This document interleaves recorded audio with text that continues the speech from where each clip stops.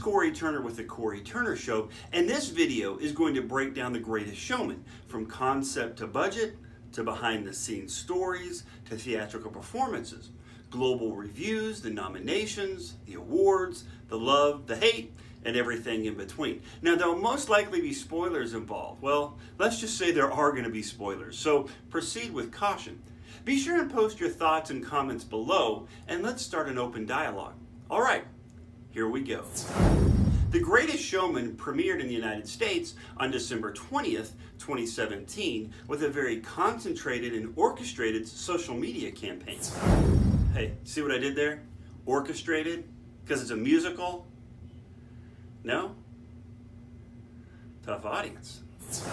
One of the most powerful social media hype videos gave a behind-the-scenes glimpse at a presentation to studio execs during the movie's development process. Now, according to the video, the fate of the movie rested on how well the idea was received. So the movie team all flew into New York and basically acted out the entire movie, including the songs, and basically what you would consider a glorified table read. Now, the kicker is Hugh Jackman, who of course plays P.T. Barnum, had just had a spot of skin cancer removed from his nose, and he was told by the doctors not to sing. Now, of course, this was a problem. Let's be honest. The fate of the movie rested on Hugh, and no one was going to travel to New York and not hear Hugh sing, so they didn't tell anyone. That's right. They let the studio suits travel to New York, and then they did oh, by the way, doctor's orders are Hugh can't sing. Enjoy the show. Now, for the rest of the read-through, another actor stepped in and did the singing for Hugh, until something magical happened. During the song From Now On, Hugh is so overcome by the power of the song, the intensity of his fellow cast members' performances, and his love for the project, that he started to sing. And it is a magical moment that will leave you covered in goosebumps. It's a powerful video, and a powerful endorsement of the passion that went into making this movie. And it also shows why this movie was greenlit. Greenlit means the project got okayed, got the funding, got what it needed. This was the directorial debut of Michael Gracie. Yes, his first movie. And what a movie to start your directing career on. Kind of an all or nothing gamble. Big cast, big crew, big project, but Michael was more than up for the challenge. Now, he had worked with Hugh Jackman before on a commercial. Yep, that's what I said, a commercial. And like most actors, Hugh said, we need to do a movie together. Now, the difference was Hugh Jackman meant it. He brought the script to Michael and boom, the wheels started turning. The story is the original screenplay was not a musical. And then it was Michael Gracie who felt for the story to really come across on the silver screen, it needed music. First-time director who thinks it's a good idea to make a musical? Michael Gracie was not only bold, but he was also a visionary. The cast was, of course, led by the incredible Mr. Hugh Jackman.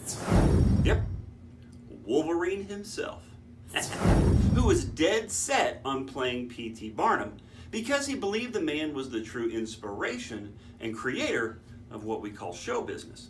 Now, Hugh Jackman is not a stranger to musicals. He was in Les Mis, after all.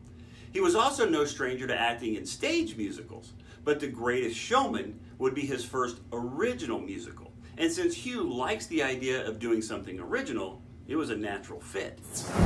After some serious work on the script, casting was underway. Playing Charity Barnum, P.T.'s wife, is Michelle Williams. Now, Michelle was coming off a series of dramatic roles, including a multi-year run in the Broadway play Blackbird. Not only did The Greatest Showman give her a chance to do something completely different, but it also allowed her the opportunity to sing and dance. And since it was filmed in Brooklyn, it meant getting to work close to home. Zac Efron, another actor with musical experience, played the part of Philip Carlyle, a member of the social elite, who after an extensive amount of persuasion becomes P.T. Barnum's business partner. This is probably based on the real-life person, James Anthony Bailey, who in real life joined forces with P.T. Barnum to create the Barnum and Bailey Circus, which is for the most part a household name. Rebecca Ferguson took a break from her Mission Impossible role to take on the part of Jenny Lind. Jenny Lind is a real person. She was known as the Swedish Nightingale and was one of the most highly regarded singers of the 19th century. She was P.T. Barnum's foray into legitimate entertainment when he brought her to the United States for a whirlwind tour without listening to her sing. Her reputation preceded her, well, at least as far as the movie would lead us to believe. Completely accurate? Well, we will talk about that later. Now the question is, did Rebecca Ferguson do her own singing in the movie? Well, I feel bad about this, like I'm giving away the magician's secrets, but the honest answer is no. Even though she does have a background in music, the task of bringing Jenny Lind's vocals to life was given to Lauren Allred. Who is Lauren Allred? Well, Lauren Allred made it to the finale in the season 3 of The Voice. Does the fact that Rebecca Ferguson didn't do her own singing take away from her performance? Well, not to me. Rebecca gave a powerful performance. Lauren provided powerful vocals, and the fact that it was two different people was a non-factor for me. Zendaya of Disney Channel fame plays the high-flying acrobat Ann Wheeler. Not only is she beautiful and a death-defying trapeze artist, she's also the love interest to Zac Efron's character. Their romance has a rocky journey, but provides a beautiful scene that truly is a showstopper. Bringing real vocal power to the cast was Keala Settle, who portrayed Letty Lutz, the bearded lady. An incredibly talented singer and Broadway performer, Keala is a Tony Award-winning nominee and was awarded the Theatre World Award for the 2012 and 2013 seasons. As with any movie, the story begins way before it hits screens. For The Greatest Showman, announcement came in 2009 with Hugh Jackman already committed to the project. Michael Gracie was chosen to direct the film in 2011. To bring music to the story, Pasek and Paul were brought in 2013 to write the song. Now they didn't just write 9 songs for the film, they wrote award-winning hits. This incredible songwriting duo, known as Pasek and Paul, also wrote songs for Trolls, and their song City of Stars for the film La La Land won the Academy Award for Best Original Song. During the early summer of 2016, Efron and Michelle Williams joined the cast. The movie cost $84 million to make, and as of July 2018, had taken in a gross of over $434 million, of which $174 million was from the United States and Canada. This made The Greatest Showman the 3rd largest grossing musical ever in North America. The numbers are impressive, but it didn't start off strong. As a matter of fact, it was more like the little engine that could. It hit theaters in competition with the rock and Jack Black action comedy Jumanji: Welcome to the Jungle. Now, showing in over 3,000 theaters, it was estimated that The Greatest Showman would gross about $21 million during its first 6 days. It took in $2 million on its first day, another $2 million on its second day, and it finished the first 6 days at $19 million. That's a full $2 million short of expectation. And it found itself in 4th place.